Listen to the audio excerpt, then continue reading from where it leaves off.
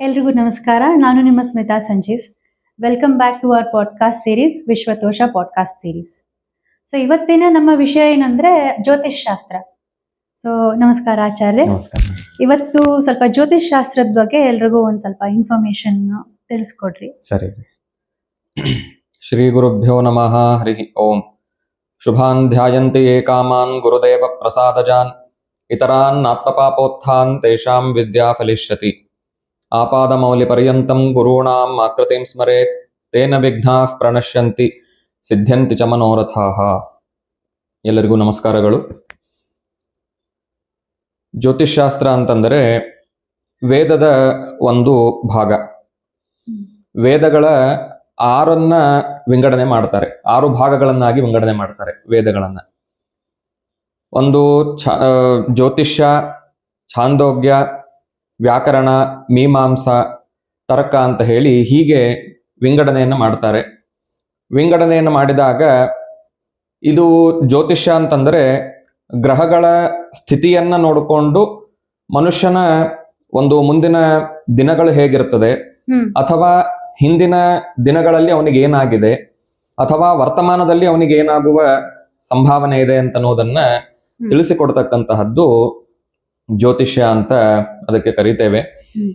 ಇದರಲ್ಲಿ ಮುಖ್ಯವಾದದ್ದೇನು ಅಂತಂದ್ರೆ ಅವರವರ ಪ್ರಾರಬ್ಧ ಕರ್ಮಾನುಸಾರವಾಗಿ ಅವರು ತಮ್ಮ ಕರ್ಮವನ್ನ ತಾವು ಅನುಭವಿಸ್ತಾರೆ, ಮೊದಲನೇದ್ದು. ಎರಡನೇದ್ದೇನು ಅಂತಂದ್ರೆ, ಈಗ ಎಲ್ಲರಿಗೂ ಒಂದು ಪ್ರಶ್ನೆ ಇರ್ತದೆ, ಜ್ಯೋತಿಷ್ಯ ಹೇಳೋರು ಅವರಿಗೂ ತೊಂದರೆಗಳಿರ್ತದೆ, ಅವರಿಗೂ ನಾನಾ ವಿಧವಾದಂತಹ ಕಷ್ಟಗಳಿರ್ತದೆ. ಅವರು ಹೇಗೆ ಜ್ಯೋತಿಷ್ಯವನ್ನು ಹೇಳ್ತಾರೆ, ಅವರಿಗೆ ಸರಿಯಾಗಿ ಫಲ ಕೊಡೋದಿಲ್ಲ ಅಂತಂದ ಮೇಲೆ ಅವ್ರು ಯಾಕೆ ಜ್ಯೋತಿಷ್ಯವನ್ನು ಹೇಳಬೇಕು ಅಂತನ್ನುವ ಪ್ರಶ್ನೆ ಸಾಮಾನ್ಯವಾಗಿ ಎಲ್ಲರ ಮನಸ್ಸಿನಲ್ಲಿ ಬಂದಿರುತ್ತದೆ. ಆದ್ರೆ ಕೆಲವೊಬ್ರು ವ್ಯಕ್ತಪಡಿಸ್ತಾರೆ, ಕೆಲವೊಬ್ರು ವ್ಯಕ್ತಪಡಿಸೋದಿಲ್ಲ. ಇದಕ್ಕೆ ಉತ್ತರ ಏನು ಅಂತಂದ್ರೆ, ಜ್ಯೋತಿಷ್ಯ ಹೇಳುವವರು ಇವರು ದೇವಮಾನವರಲ್ಲ, ದೇವತೆಗಳಲ್ಲ, ಅವರು ಸಾಮಾನ್ಯರಾದಂತಹ ಮನುಷ್ಯರೇ. ಆದರೆ ಇಲ್ಲಿ ಏನಾಗ್ತದೆ ಅಂತಂದ್ರೆ, ಇದು ಒಂದು ವಿಜ್ಞಾನ, ವಿಶಿಷ್ಟವಾದಂತಹ ಒಂದು ಜ್ಞಾನ. ಇದು ಇಲ್ಲಿ ಗ್ರಹಗಳ ಗತಿಯ ಪ್ರಕಾರ ಇದು ಒಂದು ಸೈನ್ಸ್ ಇರೋದರಿಂದ ಇದನ್ನ ನಾವು ಕಲಿಬಹುದು. ಇದನ್ನ ಯಾವ ಗ್ರಹ ಯಾವ ಸ್ಥಾನದಲ್ಲಿದೆ, ಯಾವ ಗ್ರಹ ಯಾವ ಸ್ಥಾನದ ಮೇಲೆ ದೃಷ್ಟಿ ಬೀಳಿದೆ, ಆ ಗ್ರಹದ ಸ್ವಭಾವ ಏನು, ಆ ಮನೆಯ ಸ್ವಭಾವ ಏನು, ಇವೆಲ್ಲವನ್ನು ನೋಡಿಕೊಂಡು ಅಲ್ಲಿ ಶತ್ರು ಇದ್ದಾನೋ ಮಿತ್ರನಿದ್ದಾನೋ ಇವನ್ನೆಲ್ಲ ನೋಡಿಕೊಂಡು, ಮತ್ತು ದಶಾಭುಕ್ತಿ ಅಂತ ನಾವು ಕರಿತೇವೆ. ಒಂದೊಂದು ಗ್ರಹಗಳಿಗೆ ಇಷ್ಟಿಷ್ಟು ವರ್ಷ ದಶಾ ಅಂತ ಇರ್ತದೆ. ಆ ದಶಗಳು ಭುಕ್ತಿ ಅಂತಂದ್ರೆ ಅಂತರ್ದಶ ಅಂತ ಕರಿತೇವೆ. ಇನ್ನೊಂದು ಗ್ರಹದ ಅದರ ಜೊತೆಗೆ ಇರತಕ್ಕಂತಹ ಒಂದು ಜೊತೆಯಾಗಿ ನಡೆದುಕೊಂಡು ಹೋಗತಕ್ಕಂತಹ ಒಂದು ಗ್ರಹ, ಅದು ತಿಂಗಳ ಲೆಕ್ಕದಲ್ಲಿ ಇರ್ತದೆ, ಅಂತರ್ದಶ ಅಂತ ಅನ್ನೋದು. ಹೀಗೆ ಈ ದಶಾಭುಕ್ತಿಗಳ ಪ್ರಕಾರ ಮತ್ತು ಗ್ರಹಗಳ ಸ್ಥಿತಿಗಳ ಪ್ರಕಾರ ಅಲ್ಲಿ ಏನಾಗ್ತದೆ ಅಂತಂದ್ರೆ ಒಬ್ಬ ಮನುಷ್ಯನ ಜಾತಕವನ್ನ ವಿಶ್ಲೇಷಣೆಯನ್ನ ಮಾಡಬಹುದು. ಈ ಒಂದು ಹಿಂದೆ ಈ ರೀತಿಯಾಗಿ ಆಗಿದೆ, ವರ್ತಮಾನದಲ್ಲಿ ಅವನ ಪರಿಸ್ಥಿತಿ ಹೀಗಿದೆ, ಮುಂದೆ ಈ ತರಹದ ಪರಿಸ್ಥಿತಿ ಬರ್ತದೆ ಅಂತನ್ನುವ ಒಂದು ಭವಿಷ್ಯವನ್ನ, ಅಥವಾ ಒಂದು ಅವನಿಗೆ ಕನ್ಕ್ಲೂಷನ್, ಒಂದು ಕ್ಲೂ ಅಂತ ನಾವೇನಂತೇವೆ, ಆ ಕ್ಲೂ ಅನ್ನ ನಾವು ಮನುಷ್ಯರಿಗೆ ಕೊಡಲಿಕ್ಕೆ ಸಾಧ್ಯವಾಗ್ತದೆ. ಹಾಗಾಗಿ ಇದನ್ನ ಜ್ಯೋತಿಷ್ಯ ಹೇಳೋವರಿಗೆ ಏನು ತೊಂದರೆ ಇಲ್ಲ ಅಂತಿಲ್ಲ. ಯಾಕಂತಂದ್ರೆ ಈಗ ಡಾಕ್ಟರ್ಸು ಜೀವವನ್ನು ಉಳಿಸೋರವರು, ಎಲ್ಲರಿಗೂ ತಾವು ಎಲ್ಲವನ್ನು ಅಧ್ಯಯನ ಮಾಡಿ MBBS MD ಅದಕ್ಕಿಂತ ಮೇಲಿನ ಕೋರ್ಸ್ಗಳನ್ನೆಲ್ಲ ಓದಿ ಅವರಿಗೆ ಯಾವ ಆರ್ಗನ್ಸ್ ಎಲ್ಲಿ ಇರ್ತದೆ, ಯಾವ ನಾಡಿಗಳಲ್ಲಿ ಏನಾಗ್ತಾ ಇರ್ತದೆ ಅದೆಲ್ಲವೂ ಅವ್ರಿಗೆ ಗೊತ್ತು. ಆದ್ರೆ ಡಾಕ್ಟರ್ಸಿಗೆ ರೋಗಗಳು ಬರೋದಿಲ್ಲ ಅಂತಿಲ್ಲ, ಅವರಿಗೂ ರೋಗಗಳು ಬರ್ತದೆ, ಅವರು ಮನುಷ್ಯರೇ. ಹಾಗಾಗಿ ಜಾತಕವನ್ನ ಹೇಳೋರು, ಜ್ಯೋತಿಷವನ್ನ ಹೇಳೋರು ಅವರಿಗೇನು ಪರಿಸ್ಥಿತಿ ಎಲ್ಲ ಸರಿಯಾಗಿನೇ ಇರಬೇಕು, ಕಷ್ಟಗಳು ಅವ್ರಿಗೆ ಇರಲೇಬಾರ್ದು ಅಂತನ್ನುವ ಒಂದು ಅದು ಎಲ್ಲಿಯೂ ಇಲ್ಲ. ಹಾಗಾಗಿ ಇದು ಒಂದು ವಿಶಿಷ್ಟವಾದಂತಹ ಜ್ಞಾನ.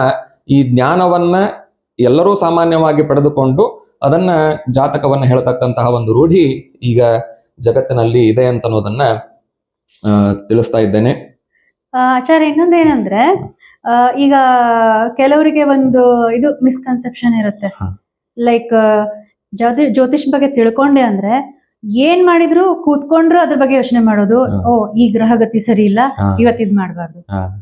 ಸರಿ, ನಾಳೆ ನಂದು ಎಕ್ಸಾಮ್ ಅದ ಅಂತ ಅನ್ಕೊಳ್ರಿ, ನಾಳೆ ನಂದು ಎಕ್ಸಾಮ್ ಅದ, ಬಟ್ ನಾಳೆ ನನ್ ಗ್ರಹಗತಿ ಸರಿ ಇಲ್ಲ, ನಾ ಎಕ್ಸಾಮ್ಗೆ ಹೋಗಲ್ಲ.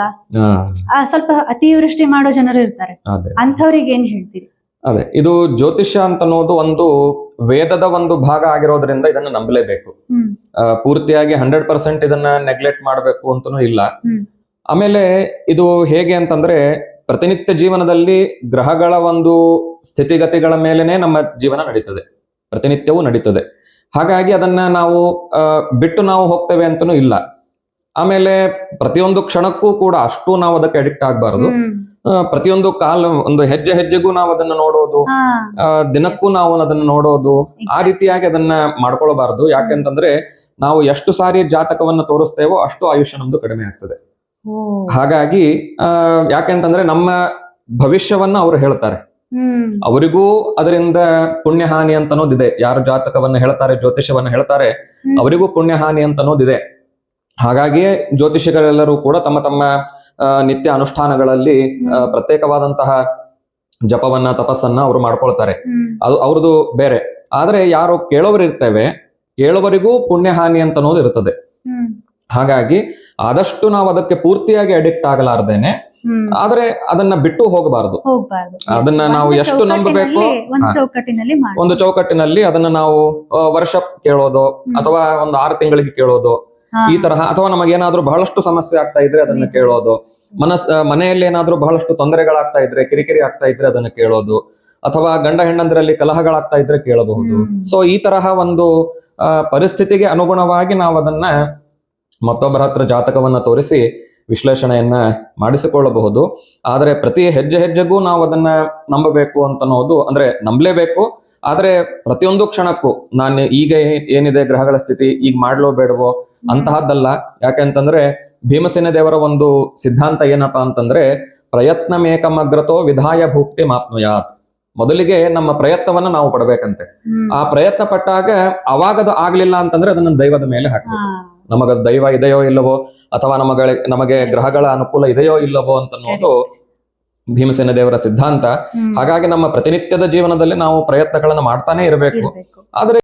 ಆದ್ರೆ ಪ್ರತಿ ಹೆಜ್ಜೆ ಹೆಜ್ಜೆಗೂ ನಾವು ಅದನ್ನ ನಂಬಬೇಕು ಅಂತ ಅನ್ನೋದು, ಅಂದ್ರೆ ನಂಬಲೇಬೇಕು. ಆದ್ರೆ ಪ್ರತಿಯೊಂದು ಕ್ಷಣಕ್ಕೂ ನಾನು ಈಗ ಏನಿದೆ ಗ್ರಹಗಳ ಸ್ಥಿತಿ, ಈಗ ಮಾಡ್ಲೋ ಬೇಡವೋ ಅಂತಹದ್ದಲ್ಲ. ಯಾಕೆಂತಂದ್ರೆ ಭೀಮಸೇನ ದೇವರ ಒಂದು ಸಿದ್ಧಾಂತ ಏನಪ್ಪಾ ಅಂತಂದ್ರೆ, ಪ್ರಯತ್ನಮೇಕಮಗ್ರತೋ ವಿಧಾಯ ಭೂಕ್ತಿ ಮಾಪ್ನುಯಾತ್. ಮೊದಲಿಗೆ ನಮ್ಮ ಪ್ರಯತ್ನವನ್ನ ನಾವು ಪಡಬೇಕಂತೆ. ಆ ಪ್ರಯತ್ನ ಪಟ್ಟಾಗ ಅವಾಗದು ಆಗ್ಲಿಲ್ಲ ಅಂತಂದ್ರೆ ಅದನ್ನ ದೈವದ ಮೇಲೆ ಹಾಕ್ಬೇಕು. ನಮಗ ದೈವ ಇದೆಯೋ ಇಲ್ಲವೋ, ಅಥವಾ ನಮಗೆ ಗ್ರಹಗಳ ಅನುಕೂಲ ಇದೆಯೋ ಇಲ್ಲವೋ ಅಂತ ಅನ್ನೋದು ಭೀಮಸೇನ ದೇವರ ಸಿದ್ಧಾಂತ. ಹಾಗಾಗಿ ನಮ್ಮ ಪ್ರತಿನಿತ್ಯದ ಜೀವನದಲ್ಲಿ ನಾವು ಪ್ರಯತ್ನಗಳನ್ನ ಮಾಡ್ತಾನೆ ಇರಬೇಕು. ಆದ್ರೆ ಕೆಲವೊಂದು ಬಾರಿ ಆ ಪ್ರಯತ್ನವೂ ನಮಗೆ ಫಲ ಕೊಡೋದಿಲ್ಲ. ಆ ಸಂದರ್ಭದಲ್ಲಿ ನಾವು ಈ ತರಹ ಜ್ಯೋತಿಷಿಗಳಿಗೆ ತೋರಿಸಿ ಅದನ್ನ ನಾವು ವಿಶ್ಲೇಷಣೆಯನ್ನ ಪಡೆದುಕೊಂಡು ಅದಕ್ಕೆ ಪರಿಹಾರ ಏನು ಅಂತ ಅನ್ನೋದನ್ನು ಕೂಡ ತಿಳಿದುಕೊಂಡು ನಾವು ನಮ್ಮ ಜೀವನವನ್ನ ಸಾಗಿಸಬಹುದು ಅಂತ ಅನ್ನೋದನ್ನ ಈ ಸಂದರ್ಭದಲ್ಲಿ ತಿಳಿಸ್ತೇನೆ. ಇನ್ನೊಂದು ಕೊನೆ ಪ್ರಶ್ನೆ, ಯಾರು ಕಲಿಬಹುದು ಜ್ಯೋತಿಷ್ಯ ಶಾಸ್ತ್ರನ, ಯಾರು ಕಲಿಬಾರ್ದು? ಜ್ಯೋತಿಷ್ಯ ಅಂತ ಅನ್ನೋದು ಇದು ವಿಶಿಷ್ಟವಾದಂತಹ ವಿಜ್ಞಾನ. ಇದು ವಿಜ್ಞಾನ ಇರೋದರಿಂದ, ಸೈನ್ಸ್ ಇರೋದರಿಂದ ಇದನ್ನ ಯಾರಾದ್ರೂ ಇದನ್ನ ಕಲಿಬಹುದು. ಆದರೆ ಅವರಿಗೆ ಹಿನ್ನೆಲೆ ಇರಬೇಕು. ಹಿನ್ನೆಲೆ ಅಂತಂದ್ರೆ ಶಾಸ್ತ್ರದ ಜ್ಞಾನ ಇರಬೇಕು. ನಾವು ಸುಮ್ಮನೆ ಜ್ಯೋತಿಷವನ್ನ ಕಲಿತೇವೆ ಅಂತ ಹೇಳಿ ಈಗ ಸಾಕಷ್ಟು ಕೋರ್ಸ್ಗಳಿವೆ, ಸಾಕಷ್ಟು ಇನ್ಸ್ಟಿಟ್ಯೂಟ್ಗಳು ಆಗಿವೆ ಈಗ. ಅಂತಹ ಒಂದು ಸಂದರ್ಭದಲ್ಲಿ ನಾನು ಕಲಿತೇನೆ ಅಂತ ಹೇಳಿ ಕಲಿಲಿಕ್ಕೆ ಯಾವುದೇ ವಿರೋಧಗಳಿಲ್ಲ. ಆದರೆ ಕಲಿಬೇಕಾದ್ರೆ ಅದಕ್ಕೆ ಗ್ರಹಗಳ ಸ್ಥಿತಿ ಏನು, ಆ ಗ್ರಹ ಹೇಗೆ ಉತ್ಪತ್ತಿ ಆಯಿತು, ಹೇಗೆ ಬಂತು, ಅದರ ಸ್ವಭಾವ ಏನು, ಇದೆಲ್ಲವನ್ನೂ ಕೂಡ ತಿಳಿದುಕೊಂಡು, ಅದಕ್ಕೆ ಪೌರಾಣಿಕ ಹಿನ್ನೆಲೆ ಇದೆ, ಆಮೇಲೆ ಅದರ ಸ್ವಭಾವಗಳಿವೆ, ಅದನ್ನೆಲ್ಲವನ್ನು ಕೂಡ ತಿಳಿದುಕೊಂಡು ಅದನ್ನ ಮುಂದುವರಿಲಿಕ್ಕೆ ಯಾವುದೇ ರೀತಿಯಾಗಿರ್ತಕ್ಕಂತಹ ಅಭ್ಯಂತರ ಇರೋದಿಲ್ಲ. ಹಾಗಾಗಿ ಇದನ್ನ ಎಲ್ಲರೂ ಕಲಿಬಹುದು. ಆದರೆ ಅದರ ಹಿನ್ನೆಲೆ, ಅದರ ಒಂದು ಎಲ್ಲ ಏನೇನು ಸಾರಾಂಶಗಳಿವೆ, ಯಾಕೆ ಜ್ಯೋತಿಷ್ಯ ಬಂತು, ಆಮೇಲೆ ಅದರ ಮೇಲೆ ನಂಬಿಕೆ ಅಂತ ಅನ್ನೋದು ಬಹಳಷ್ಟು ಮುಖ್ಯ. ನಾನು ಅದನ್ನ ಕಲಿತೇನೆ, ಅದರಿಂದ ನಾನು ಹಣವನ್ನು ಸಂಪಾದನೆ ಮಾಡ್ತೇನೆ ಅಂತ ಆ ಉದ್ದೇಶದಿಂದ ಕಲಿಯೋದಲ್ಲ. ಯಾಕಂದ್ರೆ ಈಗಿನ ಕಾಲಕ್ಕೆ ಎಲ್ಲರಿಗೂ ಹಣ ಬೇಕೇ ಬೇಕು. ಅದು ಇಲ್ಲ ಅಂತಂದ್ರೆ ಜೀವನ ನಡೆಸೋದು ಕಷ್ಟ ಆಗ್ತದೆ. ಆದ್ರೆ ಅದೇ ಒಂದು ಬಿಸ್ನೆಸ್ ಅಂತ ಹೇಳಿ ಆಗಬಾರದು. ಹಾಗಾಗಿ ನಮ್ಮ ಒಂದು ಸ್ವಭಾವತಃ ನಾವು ಅದನ್ನ ಕಲಿಯೋದು ಅತ್ಯಂತ ಮುಖ್ಯವಾಗಿರ್ತಕ್ಕಂತಹ ವಿಷಯ ಅಂತ ಅನ್ನೋದನ್ನ ಇಲ್ಲಿ ತಿಳಿಸ್ತಾ, ಮತ್ತೆ ಜ್ಯೋತಿಷದ ಬಗ್ಗೆ ಮತ್ತೆ ಮುಂದಿನ ಒಂದು ಸಂಚಿಕೆಯಲ್ಲಿ ಇನ್ನೂ ಹೆಚ್ಚಿನ ಮಾಹಿತಿಯನ್ನ ತಿಳಿಯೋಣ ಅಂತ ಹೇಳ್ತಾ, ಶ್ರೀಕೃಷ್ಣ ಅರ್ಪಣಮಸ್ತು. ಧನ್ಯವಾದಗಳು ಆಚಾರ್ಯ. ನಮಸ್ಕಾರ. ನಮಸ್ಕಾರ.